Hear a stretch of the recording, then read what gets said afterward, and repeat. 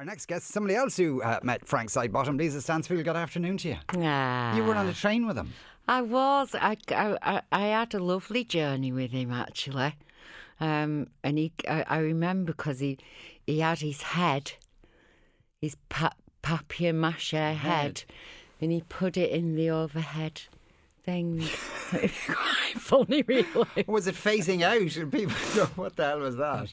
Yeah, I think it was like his big eyes were staring down at everyone. Do you remember where you were going on the train? I think we were going from London to Manchester. Right. Because he's a Manchester guy. He was based in Manchester, yeah. Yeah. Were the two of you going to do something, a gig or something, or just it was No, coincidental? just we'd both been working in London and we were both going back to Manchester. It was just one of those things then, really. Oh, he's really nice, actually. It's been 10 years since you've made an album. And as you probably noticed, most of the people who work in this station are teenagers. And they're all unaccountably excited that you were coming into it. Really? Yeah, that says something.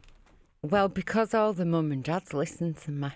So they probably grew up with me. It might be that. There's a big I'm like the granny. Yeah, have you ever been to Electric Picnic? There's a big kind of music thing that's on here. Oh, yeah, I've heard, yeah. And they announced the lineup yesterday, and top of the bill is Portishead. None of them had ever heard of Portishead. No. They were going around saying, who's Portishead? Lisa Stansfield's coming in. Oh, my God. Or OMG, as the young people say. Oh, well. That's good. OMG. OMG. Oh, I thought he said OMD. No, OMG. No, no. They wouldn't know who OMD were either, yeah. You're on Twitter and all. Do you like all that kind of thing? Yeah, I think it's lovely in the sense that you get a sense of what people feel about you, and I suppose like professionally, I think it's really good. Yeah. Can people be mean? Well, I think anyone can be mean, can't they? Are they sometimes mean to you? No, I've fingers crossed it's been all right up till now. Okay. You know, it's only a matter of time to like trip myself up. Have you been waiting? Were you kind of waiting 10 years deliberately, sort of until the time was right, or what have you been doing for the last 10 years? I waited this long because I really, really believed that there wasn't a place for me. I wouldn't be able to fit into anything musically. So yeah, I did acting and stuff like that, and then, you know, I just kept writing and writing and writing, and then when Amy Winehouse, Adele, Emily Sandé, you know, and I just thought, oh, wait a minute. Yeah. You know. So, yeah, it's like the door opened a little bit, so I just rammed as much of my leg in it as you could. And was it easy to go back to record companies and say, I want back in now?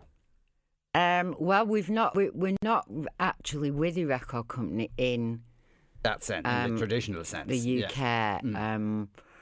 In Europe we are, but yeah, we sort of started it all ourselves. So, right. Which was really nice actually, because you can determine exactly what you want to do, and it is lovely with that social network thing, because people, they either approve or they really don't approve. So, yeah. So the album 7, how does it sound different from? How does 2014 Lisa Stansfield sound different to 1990s Lisa Stansfield? I don't think it sounds that different actually, but it's a sort of.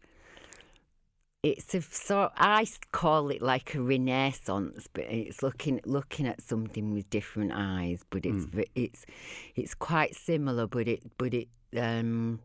I think the content is probably more mature. Yeah. But at the same time, even your early stuff was more grown up. Yeah, I suppose it was, but it's sort of, it's lovely to look back at what you've done and revisit what you've done. Yeah, it's gorgeous. And so are all the songs new songs, or are there some songs that are... No, they're all new. They're all new, yeah. And it seems to be lusher. There's more strings.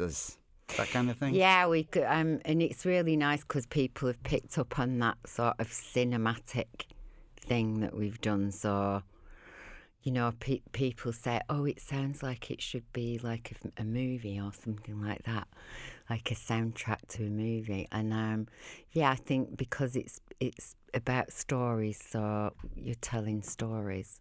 Really. All the stuff now that this will entail, touring and talking to Egypts like me and all this kind of stuff. Is there a part of you like saying, me, love? Is there a part of you saying, "Oh God, what a pain in the ass"? The only thing that I don't like about it is like having to really travel a lot. And I've never really liked travelling. I only like going on holiday. Everyone likes that. You know. So yeah, if you know that you've got to work when you get to the end of the journey. Yeah. Why? And so is it the travel itself you don't like? Staying in hotels? Foreigners? I just always think I need to rethink this part of my life, because I just think, well, half of my life is spent travelling.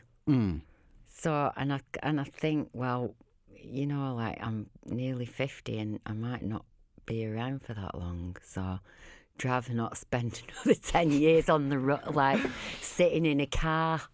Yeah, I know what you mean. Yeah, that you're starting to think that, you know, if you've only got so much time, how much of it are you wasting by if the end driving? result is okay, then it's fine. Yeah.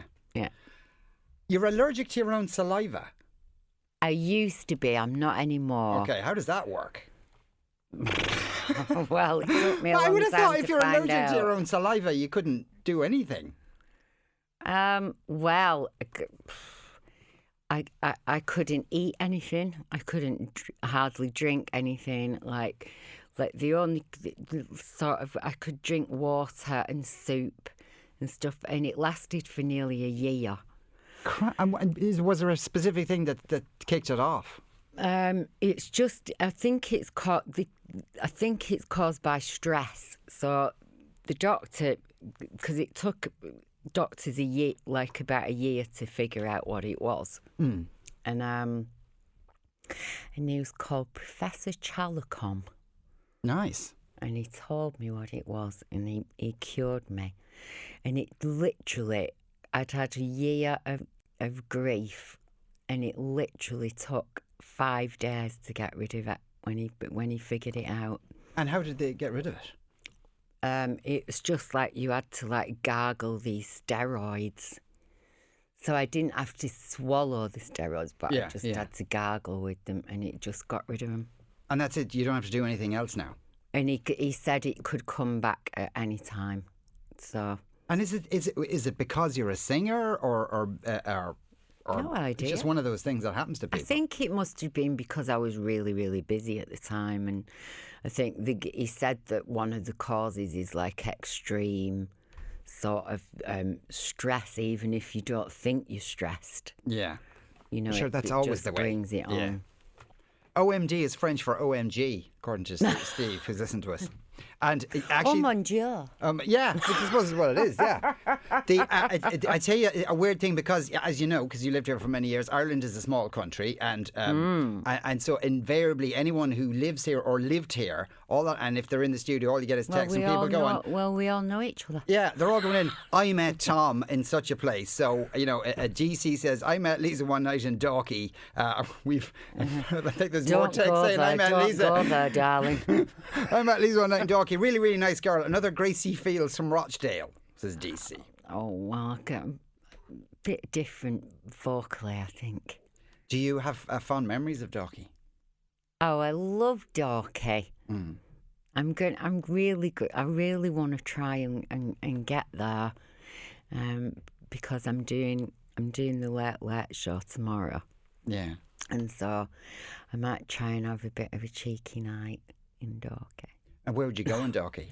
Go to the Queen's? Oh, well, I can't tell you that, because okay. If someone would say to you, "What are name no, I don't three go nice to the places in Dalkey?" Finnegan's. Right. Okay. Is that the way place Bono went to with the Was Michelle Obama? I think that might have been Finnegan's. I'm not sure now. I'm open to correction. Really? Yeah. But he drinks in Finnegan's, yeah. Yeah, then it was. The Obamas, just the Mrs. Obama and the Obama girls. Oh, were well, drinking there you go. I'm in good company then. Good company then. Yeah. And someone wants to know, are you coming to Galway soon? Galway. Yeah. My mum's family all come from Galway. All right. Okay. Well, maybe that's why they. Kellys. I've been to Galway, but not for a gig. No. Well, they're saying, are you coming to Galway soon? Will I put the kettle on? So not this time, I think. Somebody else says, because you see there's cameras here, so some people are watching on the web, looking at Lisa on the webcam, and she's a total ride. Says a texter. Naughty. Yeah, but still. Well, Lisa, lovely to have you in. Oh, thank you.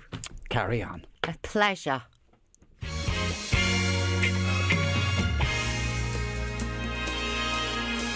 Before you take me, never to forsake me, would never ever make me do it all on my own.